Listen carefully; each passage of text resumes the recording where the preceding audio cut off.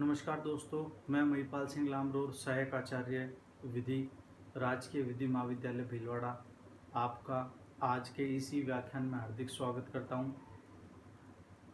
आज हम चर्चा करेंगे संपत्ति अंतरण अधिनियम 1882 के बारे में और हम आज जानेंगे सूचना या नोटिस के बारे में। जैसा कि आपको विदित है कि संपत्ति अंतरण अधिनियम विभिन्न विश्वविद्यालयों के अंतर्गत विधि की द्वितीय कक्षा में पढ़ाया जाता है, चर्चा की जाती है। तो हम आज संपत्ति अंतरण अधिनियम की सूचना या नोटिस क्लॉज के बारे में चर्चा करेंगे। आइए शुरू करते हैं। सूचना या नोटिस। शब्द सूचना या नोटिस बेहद सामान्य शब्द है और हमने हमारे बाल्यकाल से इस शब्द को सुना है। सूचना किसे कहते हैं या नोटिस किसे कहते हैं? सूचना किसी भी तथ्य को एक व्यक्ति से दूसरे व्यक्ति तक पहुंचाने को और उसके ध्यान में लाने को सूचना कहते हैं। और जो शब्द नोटिस है वह शब्द न्यायालय द्वारा भी इस्तेमाल में होता है। न्यायालय वाद के किसी भी पक्ष को सूचना भेजता है जिसे हम नोटिस कहते हैं। तो यहाँ संपत्ति अंतरण में सूचना थोड़े अलग संदर्भ में है। देखते हैं। सूचना कर्ता, अंतरण कर्ता अंतरण ग्रहीता को अंतरण के समय अदृश्यमान दोष की सूचना देगा। अंतरण कर्ता अंतरण ग्रहीता को अंतरण के समय अदृश्यमान दोष की सूचना देगा। सामान्यतः सूचना का अर्थ संपत्ति अंतरण अधिनियम में यही लिया गया है कि कर्ता ग्रहीता को अदृश्यमान दोष के बारे में सूचित करेगा। अब प्रश्न आता है कि अदृश्यमान दोष किसे कहा जाए? ऐसा दोष जो दृष्टिगोचर ना होता हो, जो विजिबल नहीं है, उसे हम कहेंगे अदृश्यमान दोष। अब हम बात करते हैं सूचना की। पुनः सूचना यहाँ दो तरह की मानी गई है या नोटिस दो तरह का माना गया है। पहला प्रत्यक्ष सूचना या एक्चुअल नोटिस। प्रत्यक्ष शब्द से क्या तात्पर्य? प्रत्यक्ष शब्द से तात्पर्य है कि जो बिल्कुल स्पष्ट हो, सम्मुख हो या सामने हो। तथ्य की सूचना हितबद्ध व्यक्ति द्वारा बातचीत के दौरान दी गई हो। तथ्य की सूचना हितबद्ध व्यक्ति द्वारा बातचीत के दौरान दी गई हो, जो निश्चित एवं समव्यवहार से संबंधित हो। कैसी हो? निश्चित हो और समव्यवहार से संबंधित हो। और ये कौन दे रहा है? हितबद्ध व्यक्ति। कब दे रहा है? समव्यवहार के समय, जब संपत्ति का अंतरण किया जा रहा है, एक व्यक्ति द्वारा दी जा रही है और दूसरे व्यक्ति द्वारा ग्रहण की जा रही है या ली जा रही है, उस समय सूचना तथ्य की जो निश्चित और समव्यवहार से संबंधित हो। अब सूचना की एक खास बात यह है कि यह निश्चित होनी चाहिए। It must be fix, certain. अनिश्चित सूचना सूचना की श्रेणी में नहीं आएगी। यानी तथ्य ऐसा हो जो निश्चित हो और समव्यवहार से संबंधित हो। मान लीजिए एक भवन है जिसका नाम है श्रीनिवास। अब सूचना मांगी गई है श्रीनिवास के बारे में और सूचना दी गई है राम भवन के बारे में। तो यह सूचना उस समव्यवहार से संबंधित सूचना नहीं मानी जाएगी। क्यों? क्योंकि जो समव्यवहार की जो मूलभूत आधार है वह सूचना उससे संबंधित नहीं है। आइए आगे देखते हैं। अब प्रत्येक सूचना के कुछ बिंदु हैं जिन्हें हम देख लेते हैं। पहला, निश्चित तथ्यों की सूचना, नोटिस ऑफ सर्टेन फैक्ट्स।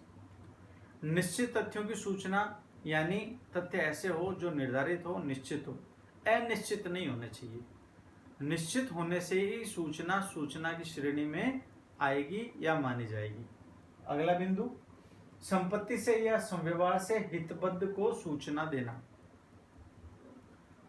आपने सूचना ऐसे व्यक्ति को दे दी जिसका संव्यवहार से कोई लेना देना नहीं है, कोई सरोकार नहीं है, तो वह सूचना व्यर्थ सूचना मानी जाएगी और वह व्यक्ति जो संपत्ति में दखल करने वाला बनेगा या होने वाला है उसके लिए वह सूचना लाभदायक नहीं होगी। तो सूचना कैसी होनी चाहिए? संपत्ति से या संव्यवहार से हितबद्ध व्यक्ति को सूचना जानी चाहिए। अगला बिंदु, सूचना उसी संव्यवहार से या सूचना उसी संव्यवहार से संबंधित होनी चाहिए। Notice must be related to certain transaction. अगर सूचना उसी संव्यवहार से संबंधित नहीं है तो सूचना व्यर्थ है, उस सूचना का कोई अर्थ नहीं होगा। अगला बिंदु, जिसे सूचना दी गई उसका ध्यान आकर्षित करना। अर्थात सूचना जिस भी व्यक्ति को या जिस भी पक्षकार को दी जाती है उसका ध्यान आकर्षित करना अनिवार्य है। अगर ध्यान आकर्षित नहीं किया गया तो वह व्यक्ति अनभिज्ञ रह जाएगा और अनभिज्ञता से नोटिस या सूचना पूर्ण नहीं मानी जाएगी। तो ये तो बात हुई प्रत्यक्ष या एक्चुअल नोटिस की, प्रत्यक्ष नोटिस या प्रत्यक्ष सूचना या एक्चुअल नोटिस की। अब हम बात करेंगे आपसे परिलक्षित सूचना या कंस्ट्रक्टिव नोटिस। कौन सा? परिलक्षित सूचना या कंस्ट्रक्टिव नोटिस। अब प्रश्न आया कि परिलक्षित सूचना किसे कहते हैं या कंस्ट्रक्टिव नोटिस क्या है? देखिएगा, यानी सूचना प्रत्यक्ष तो नहीं है लेकिन थोड़े से प्रयास से जानी जा सकती है। अर्थात हुआ ऐसा कि यहाँ संव्यवहार के दूसरे पक्ष पर भी कुछ जिम्मेदारी डाली जा रही है या थोपी जा रही है। यहाँ केवल उस पक्ष की ही जिम्मेदारी नहीं है जो अपनी संपत्ति का अंतरण कर रहा है, बल्कि विधि ने उस व्यक्ति पर भी जिम्मेदारी डाली है जो संपत्ति को ग्रहित कर रहा है, अधिग्रहित कर रहा है। यानी सूचना प्रत्यक्ष नहीं है लेकिन थोड़े सी प्रयास से जानी जा सकती थी, यानी उसे भी कुछ मेहनत मशक्कत करने के लिए विधि कह रही है कि आप आंख मूंद कर सो नहीं सकते। यदि कोई अंतरण हो रहा है तो आपको सक्रिय होना पड़ेगा, एक्टिव होना पड़ेगा और जागृत होना पड़ेगा। आपकी भी जिम्मेदारी बनती है कि आप संव्यवहार को जांचें, परखें और उसके बाद में अमल करें। आइए इसके बिंदुओं के बारे में देखते हैं। पहला, जानबूझकर जांच पड़ताल से विरत रहना। मान लीजिए ए ने अपना मकान बी को अंतरित किया। अब बी की क्या जिम्मेदारियां बनती है? बी की जिम्मेदारी बनती है कि यदि वह मकान या गृह या निवास अपने पक्ष में अंतरित करवा रहा है तो वह उसके मूल दस्तावेजों की जांच अवश्य करे। वह आंख मूंद कर भुगतान कर देता है ए को और ए बी को मकान के साथ साथ रजिस्ट्रेशन के कागजात उसे नहीं सौंपता है तो बी को उन कागजों की मांग करनी चाहिए। अब हुआ क्या? ए ने अपने मकान को कहीं बंधक रख दिया और उसी मकान को बी को अंतरित कर दिया या विक्रय कर दिया। अब उस बंधक की सूचना बी को कैसे मिल सकती है? थोड़ी सी सजगता ऐसे कि जहां बंधक किया गया था वहां बंधकदार ने उस मकान के मूल दस्तावेजों के अपने पास निक्षेपित कर लिया था या अपने पास रख लिया था। अब जब अंतरण होगा तब बी को उस ए से मकान के दस्तावेजों की मांग करनी चाहिए जिससे ये स्पष्ट हो सके कि मकान पर किसी प्रकार का कोई भार या बंधक नहीं है। आइए अगला बिंदु देखते हैं। अगला बिंदु है तथ्य का घोर असावधानी से न जानना। तथ्य का घोर असावधानी से न जानना।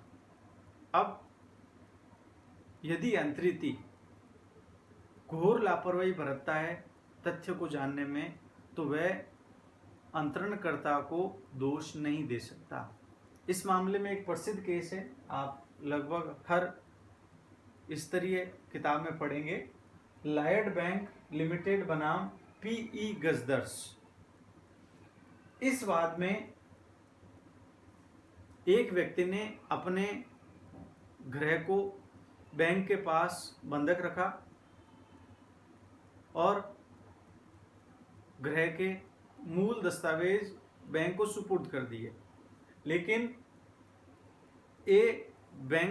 बैंकर के पास जाता है, बैंक के कर्मचारी या अधिकारी के पास जाता है और कहता है कि मैं इस मकान का विक्रय करना चाहता हूं, तो आप मुझे इसके कागजात लौटा दीजिए ताकि मैं बी को ये कागजात दिखाकर उसे संतुष्ट कर सकूं और वह मेरा मकान खरीद ले। बैंक ने घोर असावधानी बरतते हुए कागजों की सुपुर्दगी ए को दे दी। अब जब बी जान पूरा प्रयास करने पर भी ये पता नहीं लगा सकता कि वह मकान या वह गृह क्या किसी बैंक या व्यक्ति के पास बंधक है, क्योंकि ए ने बी को वह कागज दिखा दी। तो इस तरह की घोर असावधानी भी अप्रत्यक्ष नोटिस या अप्रत्यक्ष सूचना की श्रेणी में आती है। आइए अगला बिंदु देखते हैं, रजिस्ट्रेशन या पंजीकरण। अचल संपत्ति के अंतरण में रजिस्ट्रेशन को आवश्यक माना है। हम आगे आने वाले विषयों में ये पढ़ेंगे कि रजिस्ट्रेशन कहाँ कहाँ आवश्यक है, कौन कौन से अंतरणों में आवश्यक है। तो जहाँ अचल संपत्ति का ट्रांसफर है या अंतरण है, वहाँ अंतरण ग्रहीता को रजिस्ट्रेशन या पंजीकरण के कागज अवश्य देखने चाहिए। यदि वह कागज या दस्तावेज नहीं देखता है तो यह उसकी गलती मानी जाएगी, ना कि अंतरणकर्ता की। अगला बिंदु, अचल संपत्ति का वास्तविक कब्जा। अब अचल संपत्ति का वास्तविक कब्जा, जब संपत्ति अंतरित की जाती है तब ये भी देखना पड़ेगा संपत्ति के अंतरिती को कि अंतरणकर्ता जब संपत्ति को उसको सुपुर्द कर रहा है तो कब्जा किसका है। यदि अंतरणकर्ता के अलावा किसी व्यक्ति का कब्जा है तो संपत्ति को खरीदने वाले व्यक्ति को ये ज्ञात करना होगा कि वह दूसरा व्यक्ति संपत्ति पर किस हैसियत से काबिज है, ताकि ये स्पष्ट हो सके कि अंतरणकर्ता ही उस संपत्ति का स्वामी है या नहीं। अगला बिंदु, स्वामी के अभिकर्ता को सूचना। यदि स्वामी के अभिकर्ता को सूचना दे दी जाती है तो वह सूचना ऐसी सूचना मानी जाएगी जैसे उस संपत्ति के स्वामी को स्वयं को दे दी गई हो। लेकिन कभी कभी स्थिति ऐसी आ जाती है कि एजेंट कपटपूर्ण तरीके से तथ्य को छुपाए और सूचना अपने स्वामी को ना दे, तो ऐसी सूचना प्रलक्षित सूचना या कंस्ट्रक्टिव नोटिस की श्रेणी में नहीं आएगी। तो आज हमने आपके साथ चर्चा की सूचना या नोटिस की, और सूचना और नोटिस में हमने दो बिंदुओं के बारे में चर्चा की। पहला, प्रत्यक्ष सूचना या एक्चुअल नोटिस, और दूसरा प्रलक्षित सूचना या कंस्ट्रक्टिव नोटिस। तो मैं आशा करता हूं आज का ये ई व्याख्यान आपके लिए उपयोगी सिद्ध होगा, और अगले ई व्याख्यान में हम संपत्ति अंतरण अधिनियम के बारे में और चर्चा करेंगे। तब तक के लिए धन्यवाद।